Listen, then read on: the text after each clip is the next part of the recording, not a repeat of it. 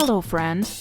इस वीडियो में प्रधानमंत्री किसान सम्मान निधि योजना के रजिस्ट्रेशन करने से लेकर आपके बैंक अकाउंट में पैसा आने तक के बारे में कंप्लीट इन्फॉर्मेशन दी गई है। जिनको नहीं मालूम है उनको बता दें कि प्रधानमंत्री किसान सम्मान निधि योजना एक केंद्र सरकार की योजना है। इस योजना के तहत किसान भाइयों को साल में 6,000 रुपए की धनराशि 3 किस्तों में सरकार के द्वारा दी जाती है। 3, 2, 1। तो उसके लिए सबसे पहले आपको अपने कंप्यूटर, लैपटॉप या फिर मोबाइल फ़ोन के किसी भी ब्राउज़र को ओपन कर लेना। हमने गूगल क्रोम को ओपन किया। इसके बाद आपको सर्च बॉक्स में टाइप करना है पीएम किसान। इतना टाइप करने के बाद इसको सर्च कर देंगे। इसके बाद पीएम किसान सम्मान निधि इस वाले लिंक में क्लिक करेंगे।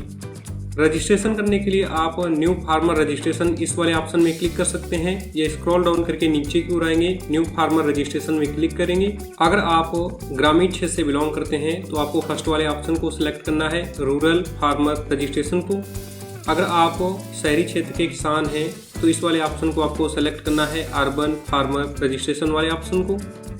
हमारे केस में जो हमारा कैंडिडेट है वो रूरल एरिया अर्थात ग्रामीण क्षेत्र का है, इस वजह से हम फर्स्ट वाले ऑप्शन को सिलेक्ट करेंगे। 12 अंकों का आधार नंबर इंटर करेंगे, मोबाइल नंबर डालेंगे। इसके बाद आप जिस स्टेट के कैंडिडेट हैं यहाँ से सेलेक्ट स्टेट में क्लिक करके आपको अपने स्टेट अर्थात राज्य को सिलेक्ट कर लेना है। कैप्चा कोड डालने के बाद आपको गेट OTP वाले बटन में क्लिक करना है। जो भी मोबाइल नंबर आपने दिया था उसमें 4 अंकों की OTP गई है, आपको OTP को एंटर करना है। इसके बाद आपको कैप्चा कोड डालना है।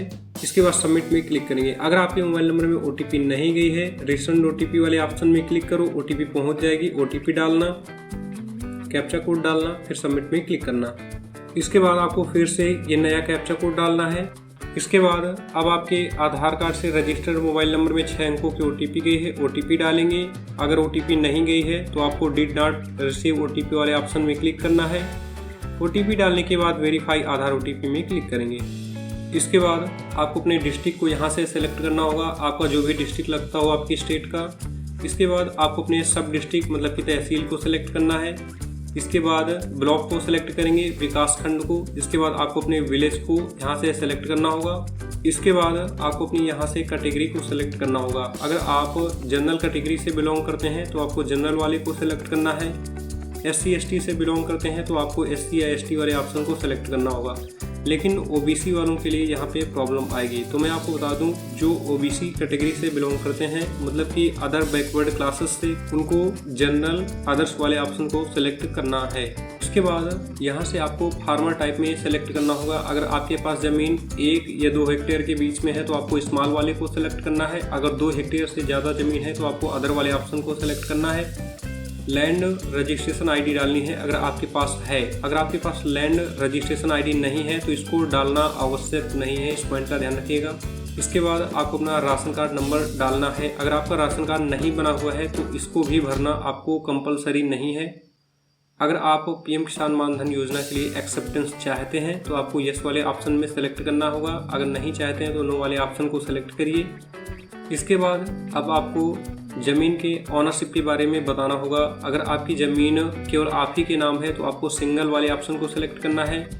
अगर जॉइंट में मतलब कि आपकी ज़मीन आपके और भाइयों के नाम है तो आपको जॉइंट वाले ऑप्शन को सिलेक्ट करना होगा। अब ऐड में क्लिक करेंगे। अब ज़मीन की डिटेल्स को ऐड करना होगा। ज़मीन की डिटेल्स को ऐड करने के लिए सबसे पहले आपको सर्वे या खाता नंबर को एंटर करना है। खसरा नंबर इंटर करेंगे, एरिया बताएंगे, बहुत सारी इन्फॉर्मेशन है।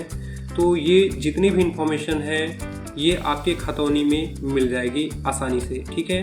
आपको एरिया के बारे में बताना होगा, हेक्टेयर में आपको इंटर करना है यहाँ पे इन्फॉर्मेशन। इसके बाद लैंड ट्रांसफ़र स्टेटस के बारे में बताना होगा। अगर आपके नाम ज़मीन 2019 के पहले आई है तो आपको फर्स्ट वाले ऑप्शन को सेलेक्ट करना है। अगर आपके नाम ज़मीन 1 फरवरी 2019 के बाद आई है तो सेकंड वाले सर्कल में टिक करेंगे। इसके बाद लैंड ट्रांसफ़र डिटेल्स के बारे में आपको बताना है। आपके नाम ज़मीन ट्रांसफ़र होके किस रीजन की वजह से आई, आपके हस्बैंड की डेथ की वजह से आई या फादर की डेथ की वजह से आई, या फिर आपको ज़मीन विरासत में मिली, आपने ज़मीन परचेज करी मतलब कि खरीदी, या फिर आपको किसी ने ज़मीन गिफ्ट करी, या फिर आपने ज़मीन ग्राउंड अलॉटमेंट से कराया। अब देखो यहाँ पे आपको लैंड डेट वेस्टिंग के बारे में बताना होगा। कहने का मतलब आपके नाम आपकी ज़मीन किस डेट को आई। यहाँ पे एग्जैक्ट तो नहीं फिल करना है, आप अपने अकॉर्डिंग कोई भी डेट फिल कर सकते हैं। इसके बाद अगर आपके पास कोई पट्टे की ज़मीन है तो यस वाले ऑप्शन में आपको टिक करना है। इसके बाद इन्फॉर्मेशन देनी होगी, अगर नहीं है तो नो वाले ऑप्शन में टिक करेंगे। जितनी भी इन्फॉर्मेशन हमने आपको बताया है इसको सही से चेक कर लेना है। सब कुछ सही होने की कंडीशन में ऐड में क्लिक करेंगे। इसके बाद आपको यहाँ पे सपोर्टिंग डॉक्यूमेंट को अपलोड करना होगा। सपोर्टिंग डॉक्यूमेंट में आपको अपनी खतौनी को अपलोड करना होगा। खतौनी जो रहेगी PDF फाइल में आपको अपलोड करना है। इसका जो मैक्सिमम साइज रहेगा वो 200 KB का रहेगा। 200 KB से अगर ज़्यादा की आप खतौनी अपलोड करते हैं तो पहली बात तो अपलोड नहीं होगा, अगर अपलोड हो भी गया तो रिजेक्ट हो जाएगा। अब जिस भी लोकेशन में आपकी खतौनी पड़ी हो उस लोकेशन से आपको अपनी खतौनी को सेलेक्ट करना है। इसके बाद आपको ओपन में क्लिक करना है। ओपन में क्लिक करने के बाद सेव में क्लिक करेंगे। तो जैसे ही आप सेव में क्लिक करेंगे आपके सामने मैसेज आ चुका है, you have successfully submitted your application, your farmer ID is. तो अगर यहाँ पे आप गौर करेंगे तो जो आपका आधार कार्ड नंबर होता है वो आपकी फार्मर ID क्रिएट कर दी जाती है, मतलब कि बना दी जाती है। तो इस फार्मर ID को आपको नोट डाउन कर लेना है। अगर आप यूपी अर्थात उत्तर प्रदेश से बिलोंग करते हैं तो आपका जो आधार कार्ड नंबर होता है वही आपकी फार्मर ID बना दी जाती है। लेकिन अगर आप अदर स्टेट से बिलोंग करते हैं तो मेरे भाई हमें नहीं मालूम है क्या किया जाता है, ठीक है। इसको नोट डाउन कर लीजिएगा। इसके बाद अब इतना करने से ही आपका पैसा नहीं आएगा। अब आगे का प्रोसेस भी समझिए। इसके बाद आपको 10 से 15 दिनों के बाद आपको PM किसान पोर्टल में फिर आना होगा। PM किसान पोर्टल में आने के बाद आपको अपने स्टेटस को चेक करना होगा। तो स्टेटस को चेक करने के लिए आपको status of self registered farmer CSC farmer इस वाले ऑप्शन में आपको क्लिक करना है। इसके बाद आपको अपना आधार कार्ड नंबर डालना है। इसके बाद आपको कैप्चा कोड डालना है जो बॉक्स में लिख रखा हुआ है। इसके बाद सर्च में क्लिक करेंगे। तो जैसे ही आप इतनी इन्फॉर्मेशन फिल करेंगे आपका स्टेटस यहाँ पे आपके सामने दिखा देगा।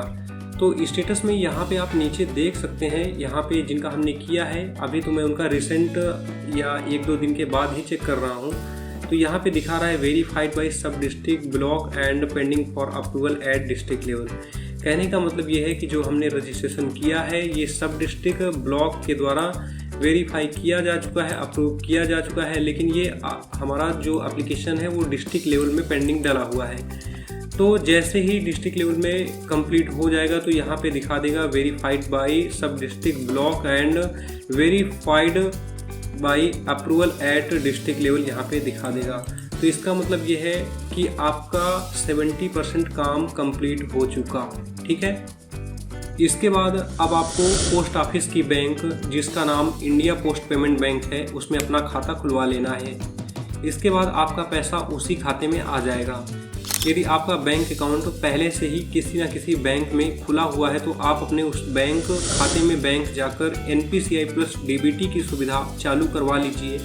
आपका पैसा आपके बैंक अकाउंट में आसानी से आ जाएगा। सबसे पहले आपको बता दें कि जैसे ही आप रजिस्ट्रेशन करेंगे आपका वेरिफिकेशन जो स्टेज होता है, वेरीफाई होने में कम से कम 2 से 3 महीने का टाइम लग जाता है। जब वेरिफिकेशन कंप्लीट होगा इसके बाद ही आपका कुछ हो सकता है और पैसा इतनी आसानी से नहीं आता है। जितने स्टेप हमने आपको बताए हैं वो आपको बहुत ही सावधानी से करने होंगे।